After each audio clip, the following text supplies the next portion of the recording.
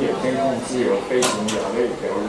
为了保证你的安全，请在整个演出过程中不要离开座位，不要站立，不要举手或触摸鸟类。感谢你的配合，祝你观赏愉快。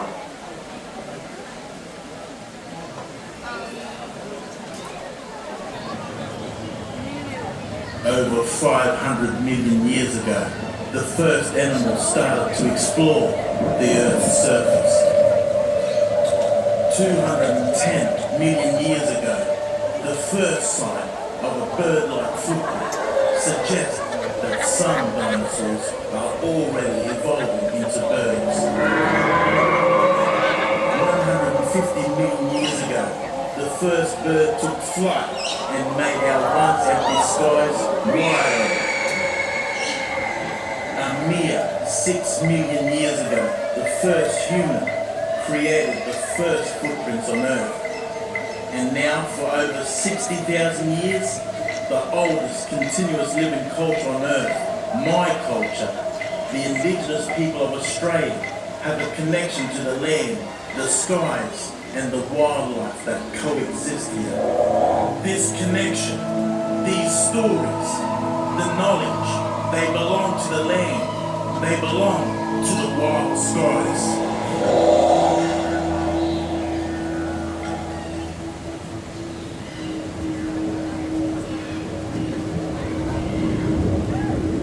The power of light. It has given birds the edge over other creatures, allowing them to fly further and wider in search of food and go where no other creature can go. Millions of years of evolution have seen each and every bird species develop its own individual niche. And the First Nations people of Australia, well, they have always had a deep connection with the creatures that roam this country. They have witnessed animals walk the earth that once crawled from the seas and now they soar through our Australian skies. Well, good afternoon, everyone. Hello, Jingiri, ni hao. My name is Sarah. My name's Lauren. And this is Lauren. And together with our team out the back and all of our feathered friends, we would like to take you on a journey and introduce you to the wild and wonderful world of birds. We are kicking off the show with our beautiful black kite, so please cast your eyes to the sky. But before you do, you may have noticed our wonderful ambassador. This is Brain, the very humble galah. He has introduced the show for us, and Brain is just making the most of his diva moments. You will see galahs all over our country in Australia, and there he is making his way home before our beautiful birds of prey hit the stage. Any moment now, Brooke and Cinder are going to be circling above our heads. Now, black kites are one of the most adaptable and hardy of all the kite species. Kites were originally given their name because of their incredible agility in the sky, their ability to find a thermal of air and just sit there gliding, tipping and somersaulting, reminiscent of a toy kite.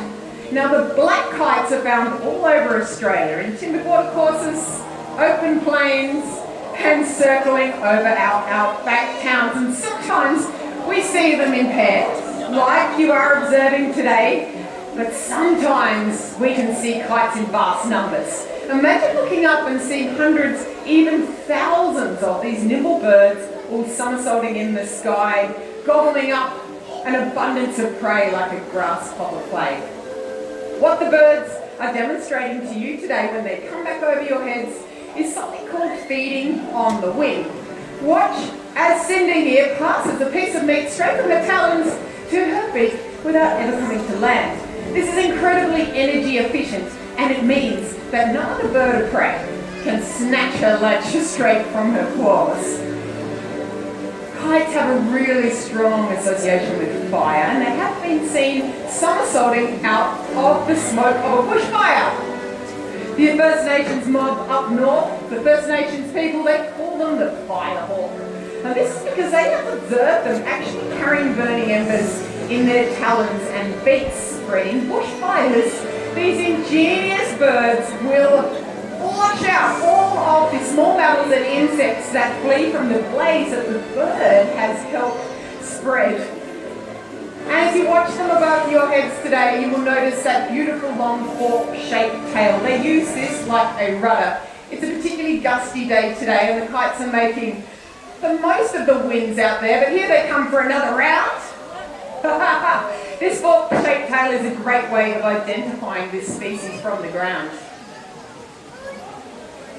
What about this one? Oh, terrible throw, but an excellent catch, my friends. What a great opportunity to see our beautiful kites up close. You have just met Brooke and Cinder, and you can give them a round of applause.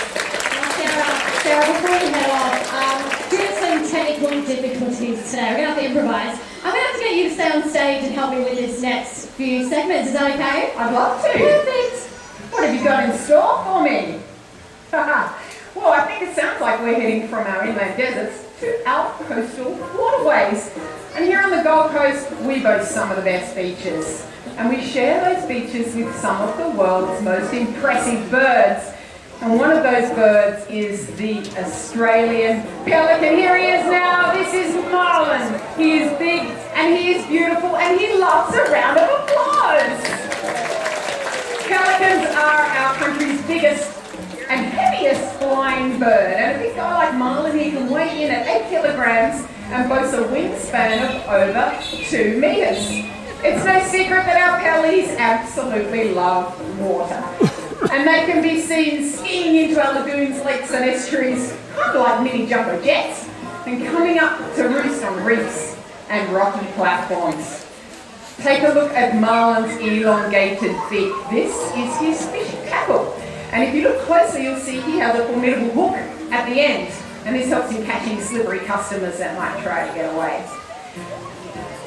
Watch as he instinctively dips his face into the water to feed. This is called dip netting. That amazing pouch of his can hold 13 litres of water, and all he needs to do when he's made a catch is press it to his chest, expel all the liquid, and gobble his fish down. But this unique beak and way of fishing, well, it leaves our pelicans vulnerable. They swallow our rubbish and get caught up in discarded fishing gear and all too often end up in our wildlife hospital with some really serious injuries. And, well, it only takes one careless action like leaving your rubbish around to cause harm to a bird like Marlin, and one positive one like picking up your rubbish and putting it in the bin. And why wouldn't you want to help a charismatic bird like Marlin? He even knows the pelican strut. Take it away, Marlin. There you have it, ladies and gentlemen, my friends. You have just met the world's most handsome pelican. He struck his stuff for marine conservation. But there are some water birds out there that have learned to take full advantage of our fishing practices and make a decent living alongside humans. And one of these crafty creatures is the crested tern, who scavenge 70% of their diet from commercial fishing trawlers. This here is Monster. And Monster is here to dive and splash circle above your heads, showing off just how tough these little birds can be. Have a look at that wonderful body of his. He is shaped like a rocket. Here he goes. He is stout but light with long tapered wings, and this enables him to fly really long distances. Crested terns are known to fly 10 kilometres from the shore, following fishing trawlers, gobbling up all of the anchovies, sardines and small fish that the fishermen discard overboard. Ancient seafaring stories tell of the crested tern as the guardians of the sea, and this is because they are observed so far out in the deep blue ocean. Sailors thought that if they spotted one of these brave little birds, then they were promised a safe passage home. Well, Monster is certainly courageous, and he is also very, very chatty. A group of terns are so noisy that they are known as a committee. And a committee of terns will follow a fishing boat for miles and miles, diving, splashing and swallowing to make their catch. Interestingly, there have been reports of crested terns ending up right in the middle of Australia too.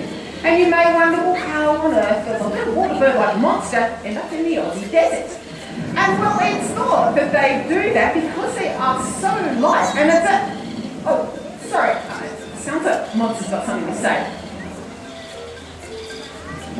Okay, well, for those of you that don't speak fluent term, Monster is wanting you to know that he thinks there's a cyclone coming.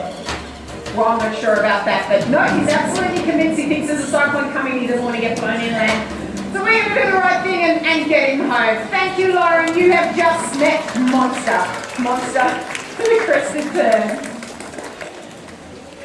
Well, from the heat of the day to the setting of the sun. As our daytime animals, like little Monster, settle down to rest, it's our nocturnal creatures that bring the Australian bushland to life.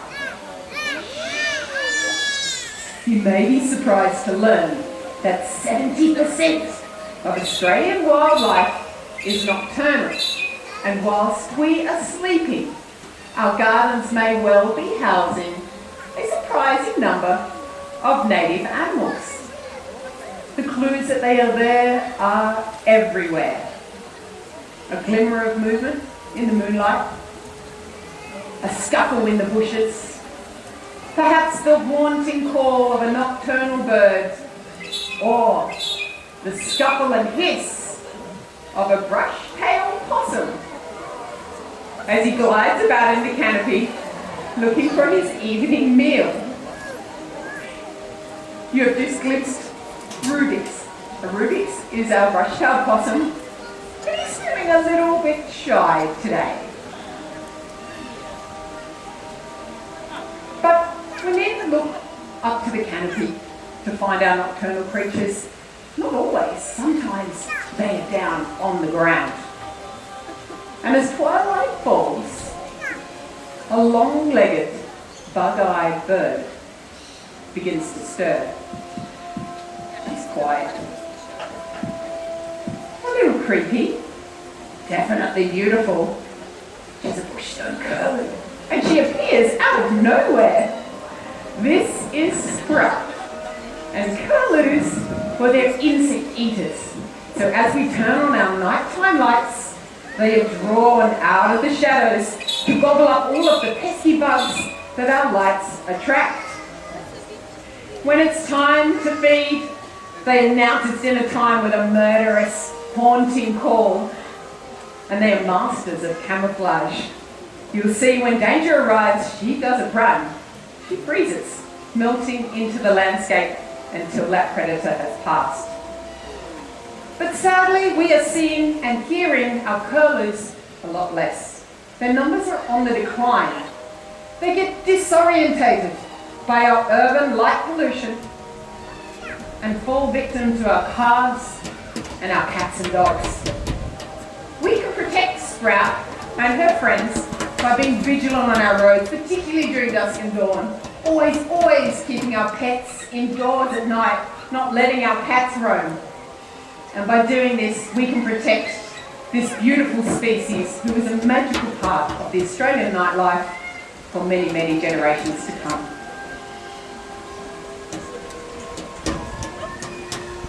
Now, speaking of magic, there's probably no other nocturnal creature that is cloaked in quite as much magic, myth and mystery than that of an owl.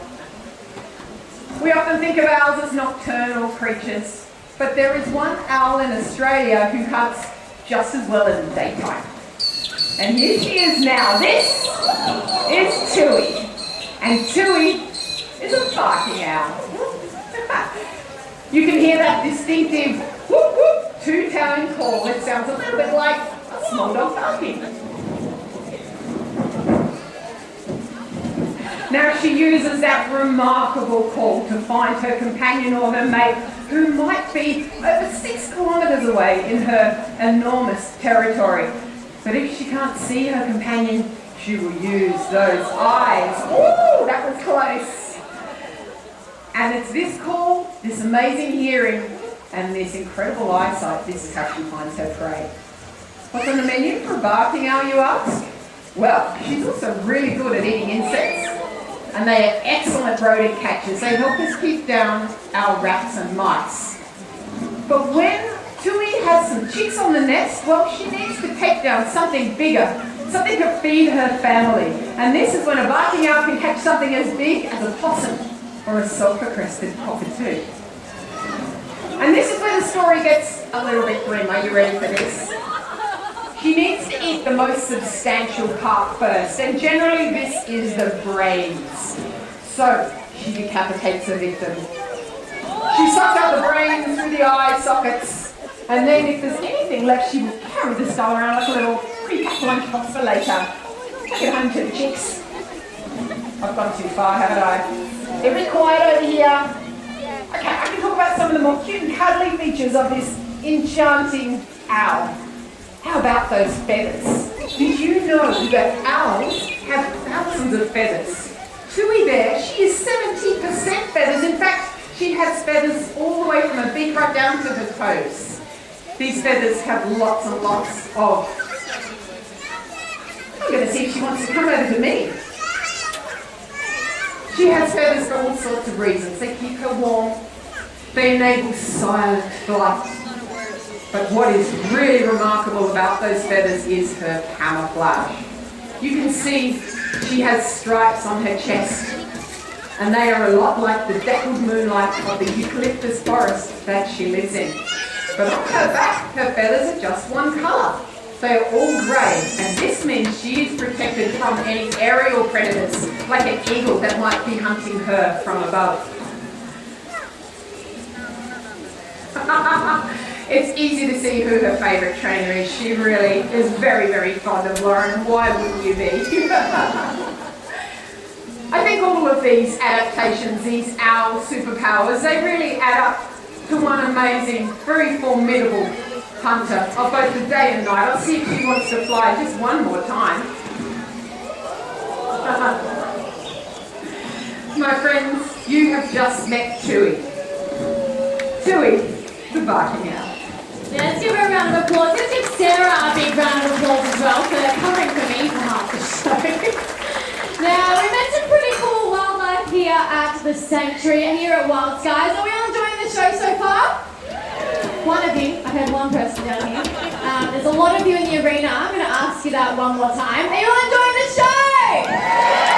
Yes, that's the enthusiasm we like. Now, we've met some pretty cool ambassadors here today already. All kinds of different species, but now we want to introduce you all something to a little bit bigger, a little bit more powerful. Because here in Australia, we are home to some of the most incredible species of wildlife in any entire nation around the world. We have some incredible biodiversity, some really unique areas in which our wildlife tend to live in. But you see, with early European settlement, the determination to cultivate our First Nations land, this led to immense battles. Battles between our farmers and our Australian native wildlife, including our apex predators. Now, an apex predator, they are a species that sits at the very top of the food chain. They are responsible for the health and the balance of an ecosystem absolutely everywhere. But for one of Australia's most powerful, most majestic apex predators, they have been one of the most persecuted in Australia. I'm of course talking about the wedge-tailed eagle.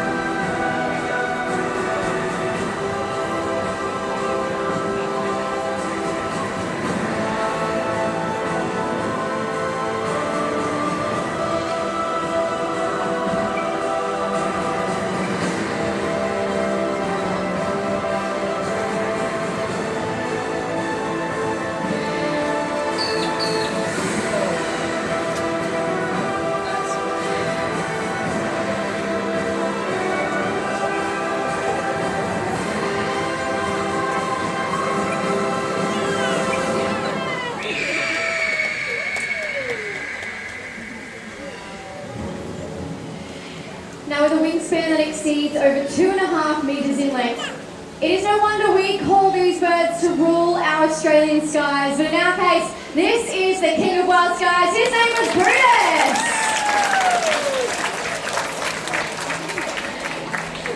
Now, you see, eagles, they are some of the largest, most commanding birds of prey that we have in the entire world. They are supreme hunters. But even so, for Australia's largest aerial predator, like Brutus, there's been no greater threat or no greater predator to them than us, humans. Did you know prior to the 1970s, bounties were offered for the dead carcasses of wedge-tailed eagles? They were accused of killing our livestock, and within a matter of 50 years, almost 1 million birds were killed. All due to the fact that we thought that they were taking down our farmer stock. And yes, they may still take down the sick or the dead, but in actual fact, with one bit of research came change, because we soon discovered the wedge-tailed eagle helps to control our invasive species of Australia. So they are such an important part of our ecosystem that we decided to protect the wedge-tailed eagle since 1968, and now their numbers have bounced back from the brink of extinction. You see, all it took was just one bit of change from us to make such a positive difference on such an iconic wildlife species in Australia. And you see, change doesn't have to be big and it doesn't have to be scary. Every day we have the power to do something small, whether that's putting a nest box up in your back garden or maybe picking up rubbish and putting it in the bin. And of course, if licorice and yellow-tailed black cockatoo can do it, so can you and I. You see, every day we have the choice to make a change. And we are so passionate here at the Sanctuary about bridging the gap between us as humans and our wildlife, because the more we know, the more we want to help. So in saying that, I'm going to ask the gentleman in the second row with the green khaki shirt on, that's you at the elbow. Do you want to stand up in your place for me? What you're going to do is hold out to your arm nice and straight, because you're going to have an encounter with licorice today. What a beautiful moment. Let's give it up for our tree. Thank you very much. You see, we hope that this has inspired you to make a change in this world, because the power to change the world, it just starts with one. To keep our skies here in Australia and across the world forever wild.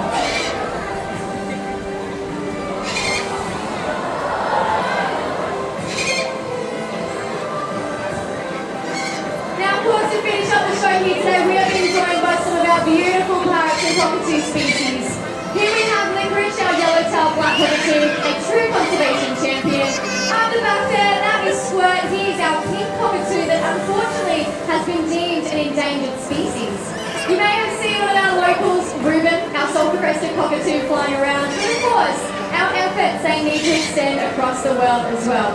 We do have Big Bird and Willow, our blue and gold macaw, and our green winged macaw, all the way from South America. Because see, change needs to happen absolutely everywhere. But just by you all walking through Currumbin Wildlife Sanctuary here today, you have already helped to help us conserve our wildlife and the environment in which they share it with. Every single donation you make goes directly back into supporting our wildlife and, of course, our conservation mission. So on behalf of myself, Sarah, and of course our wildlife team, thank you so much for joining us here today, and have a wonderful afternoon.